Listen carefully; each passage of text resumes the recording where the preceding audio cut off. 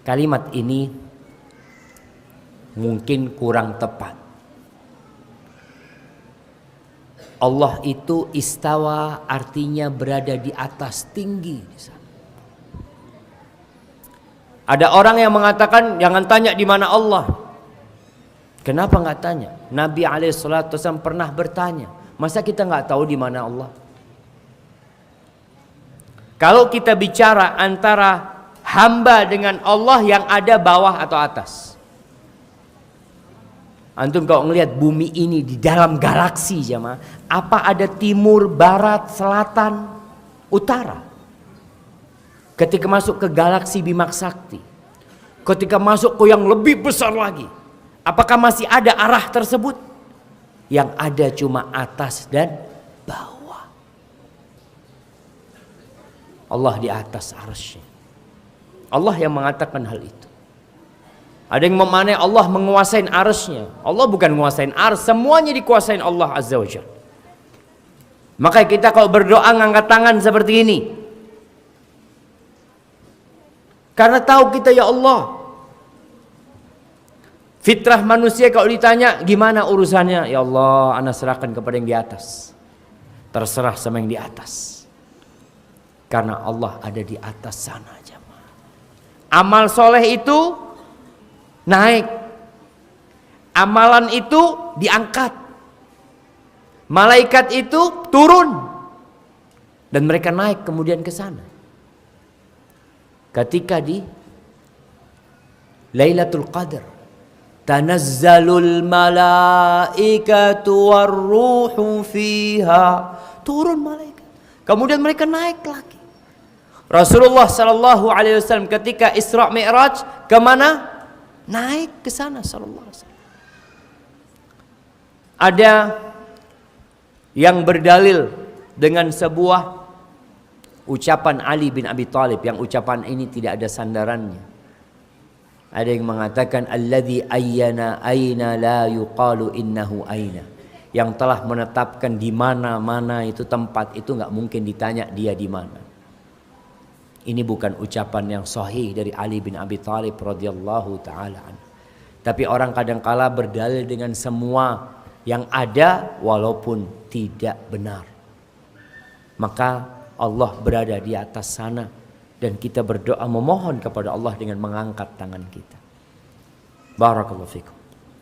Wa idza sa'alaka 'ibadi anni fa inni qarib. Udah dijawab kok sama Allah ya. Jika hambaku bertanya kepadaku di mana aku, gak usah jauh-jauh bilang di aras, di langit. Apa kata Allah? Qarib, aku sangat dekat. Lalu kenapa ada ayat Ar-Rahman 'alal 'arsy istawa? Surat Thaha, bahkan diulang sampai 6-7 ayat. Allah Maha-Rahman istawa di atas arasy. Kita sudah bahas ini sebelumnya ya. Ya, biar Bapak tambah yakin. Menghilangkan syak. Liyatma'inna qalbi, supaya tenang kalbunya. Insyaallah Allah yang kasih tenang. Allah itu bendakah? Bukan? Allah itu rohkah? Allah itu satu jenis dengan malaikat, satu jenis dengan jin, satu jenis dengan manusia.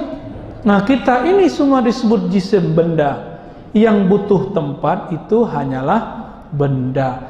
Maka jika disebut Ar-Rahman 'alal 'arsy istawa, Allah bersemayam di atas arasy, haram dibayangkan Allah menempati sesuatu. Lalu apa maksudnya Ustadz? Hanya Allah yang tahu. Mana dalil saya? Dalilnya 2. Surat Ali Imran, kemudian Asy-Syura. Ya. Di Ali Imran disebutkan, "Wa ma ya'lamu ta'wilahu illallah." Tidak tahu takwilnya, penjelasannya kecuali hanya Allah. Ciri-ciri orang yang menyimpang akidahnya, meskipun menyebut dirinya ahlu sunnah, coba-coba mendetailkan makna istawa.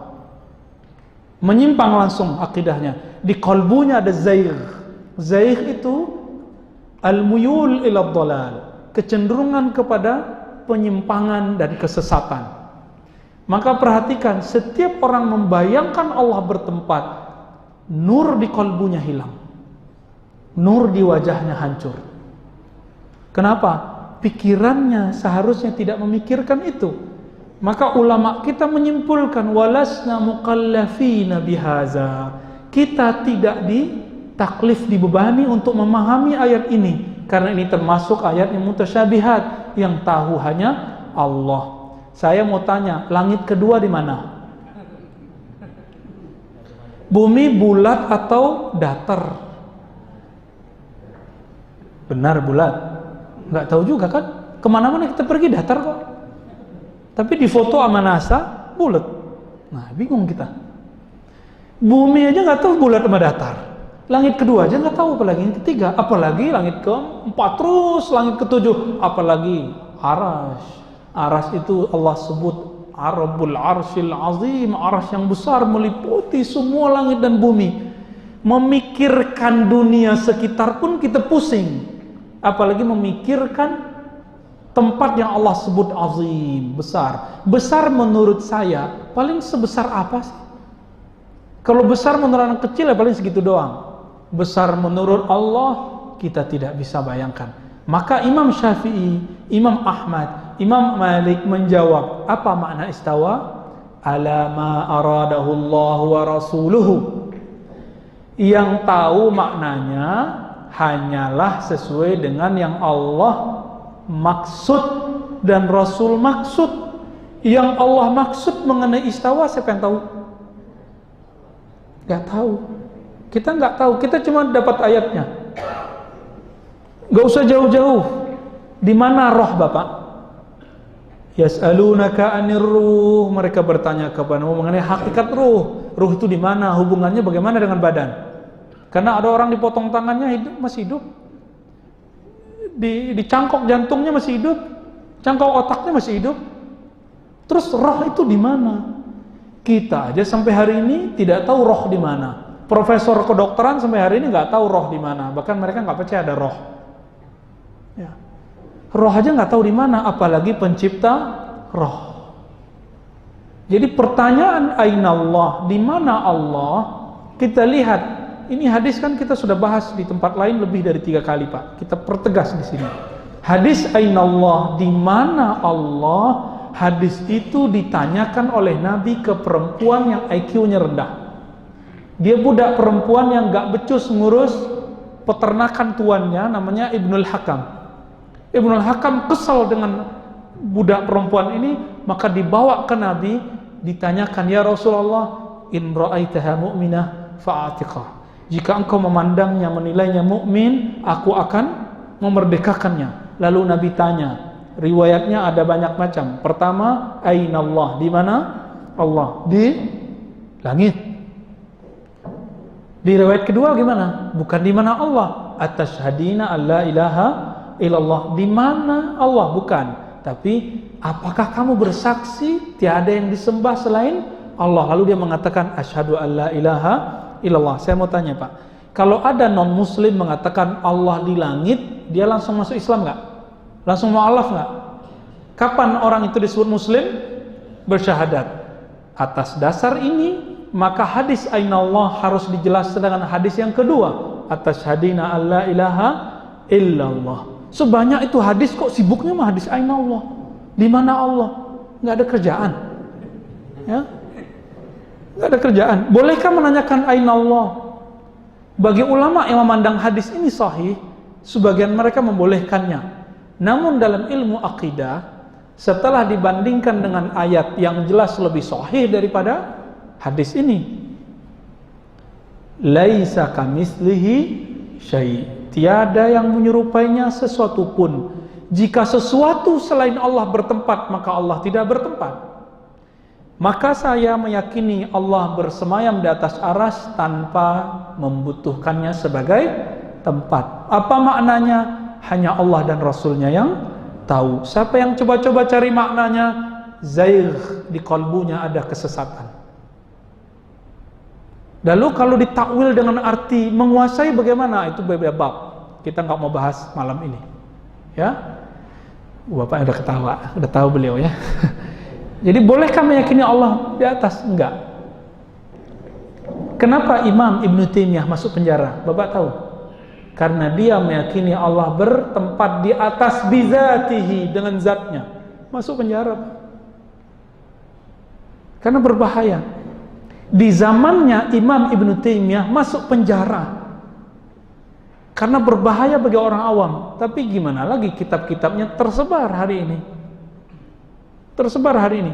Oke, bagian akhir. Coba bandingkan. Jika Bapak masih ragu, Ar-Rahman 'alal 'arsy istawa, Allah bersama di atas aras. Satu. Kan ada lagi ayat. Wa huwa ma'akum ainama kuntum, dia bersamamu dimanapun kamu berada. Ayat-ayat ini bukan untuk dipikirkan. Ada lagi fa aina matwallu fasamma wajhullah, kemanapun kamu mandang di situ ada wajah Allah. Kalau sudah lolos bab pertama, Allah bukan benda, Allah bukan roh, Allah bukan seperti yang kita lihat itu, maka Bapak sudah lolos ya. Kalau sudah lolos, jika dia bukan benda, maka dia tidak butuh apa yang dibutuhkan benda. Bayangkan sekarang Al-Quran tapi nggak ada tempatnya, mushaf tapi nggak ada tempatnya. Bisa bayangin? Bayangkan diri saya sekarang Ar-Razi duduk tapi tidak bertempat. Bisa nggak? Nggak bisa. Kenapa? Saya benda, Allah bukan benda. Imam Ibnu Taimiyah terjebak dengan logikanya sendiri karena beliau mengharamkan falsafah, mengharamkan ilmu mantik.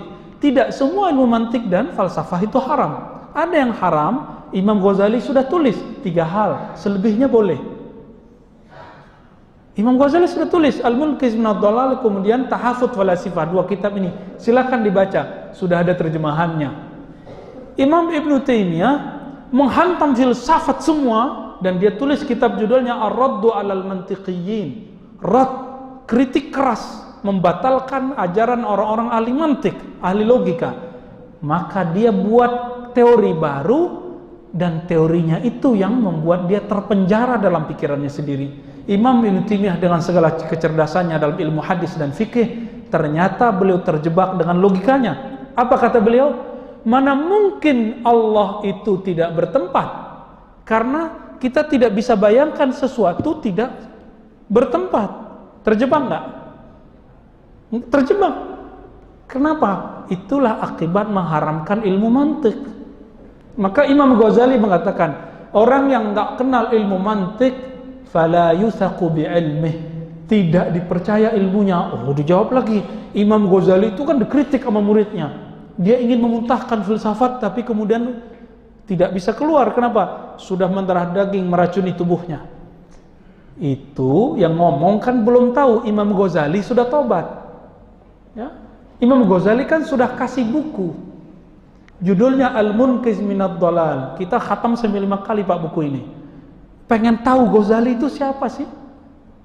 Ternyata beliau sudah melewati filsafat, ilmu kalam, kebatinan, sampai menjadi seorang sufi. Aamintum man fis sama. Apakah kamu iman man fis sama? Ayursila alaikum hasiban. Yang jelas Allah resminya mengistilahkan zatnya itu man fis sama. Zat yang ada di langit. Istilah resminya aras juga di atas langit. Ar-Rahmanu 'alal 'arsy. Kemudian kita di internal Islam menjelaskan Allah itu tidak butuh tempat. Oke, benar itu. Karena tidak butuh tempat, Allah itu khalik, tempat itu makhluk. Tentu khalik tidak butuh makhluk. Ya seperti itu saja. Tapi kalau kamu bilang Allah nggak punya tempat, mesti orang masih ngejar. Lalu di mana? Pokoknya di mana-mana. Lu banyak. Malah bingung kan? Wah, pidato ini Pak Zaiduddin jadi NU nggak di mana, nggak kemana tapi di mana-mana. Bangunnya pangeran kau NU tapi nggak kemana tapi di mana-mana. Itu kan itu. Jadi sekarang baru kepikiran gara-gara anak-anak mulai ditaskek ya, ada ngalami diragukan dalam beragama. Semua eling balik ning Quran hadis. Istilah resmine Allah niku, pokok istilah ning dhuwur. Kowe nak ndonga nggih menengadahkan tangan ke cara kowe di nasib piye-piye mbok sing ning dhuwur piye ra roh. Nang Jawa mbok sing ngecat lopok, malah pengiran kok ngecat barang malah repot bener.